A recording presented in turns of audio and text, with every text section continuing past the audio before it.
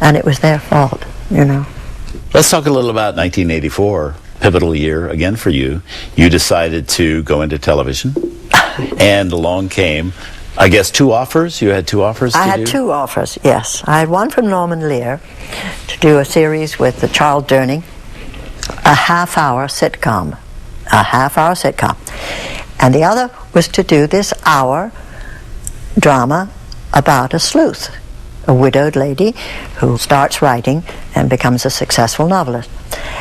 Well, I didn't know the difference between a half-hour sitcom and a 1 hour. That's how little I knew about television. So if I had opted to do the half hour, I would have had an easy run of it.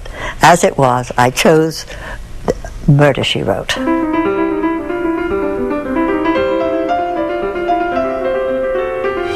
In those days we shot 14-hour days, 7 days a week, one camera, and it was a huge undertaking.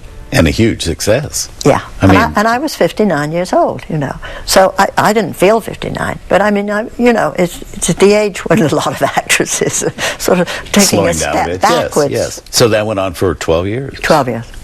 Midway through, you became the producer of it Yes, as well, I didn't did. you? I wanted to move her out of Cabot Cove sometimes, and it gave me a chance to dress up, and I knew women would like that, and travel. And we did. We took her all over the world. And it was a very expensive show and very expensively done. And it showed. And that's why it's so successful today, still in reruns. One of the great things I think about Murder, She Wrote that we all loved was the way that you so nicely utilized so many wonderful actors from the golden era of Hollywood.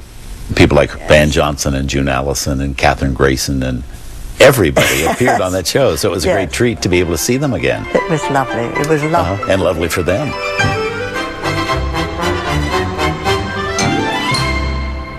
What are some of the great high points in your life when you think back? The first day I ever walked on a set, the smell of the set, when I walked on for the first time to make the test for Gaslight. That, the sense of excitement and awe of being in a working studio surrounded by the people who were going, and the cameras and the whole panoply of motion pictures was just staggering. So that's, let's say that certainly was a great moment. I think the opening night of MAME in of all places, Philadelphia, when we opened with a show that was too long, with hair that kept falling off, and it was a disaster. But the audience just went wild, and we were so taken aback because we thought it was a mess, you know. We had so much work to do it. But those moments, that certainly is a moment I'll never forget. Oh, opening Gypsy in London. That was a great, great thrill. And doing it in London. Yeah, where in you were London. Born. Yes. Can you imagine? London, an English cast, everybody sort of doing phony American accents, including me. And that was an amazing moment. Another one of the legendary moments that you participated in, with your voice anyway, Beauty and the Beast.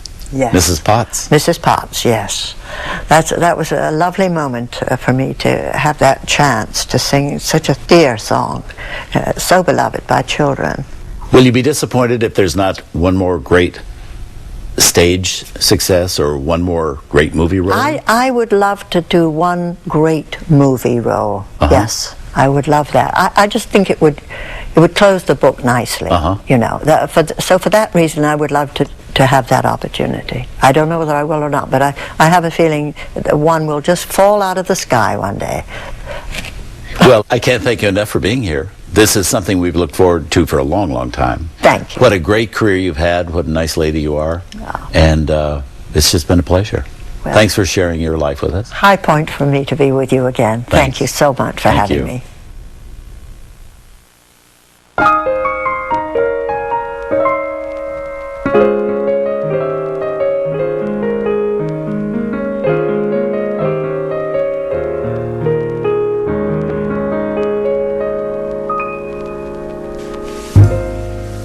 A sudden whisper, a sweet refrain in every thought of you.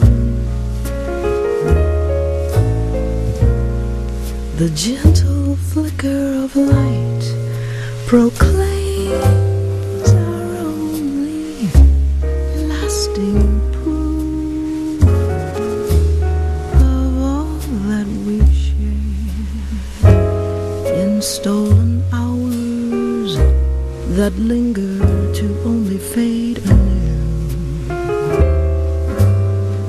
So soft and fleeting, gently repeat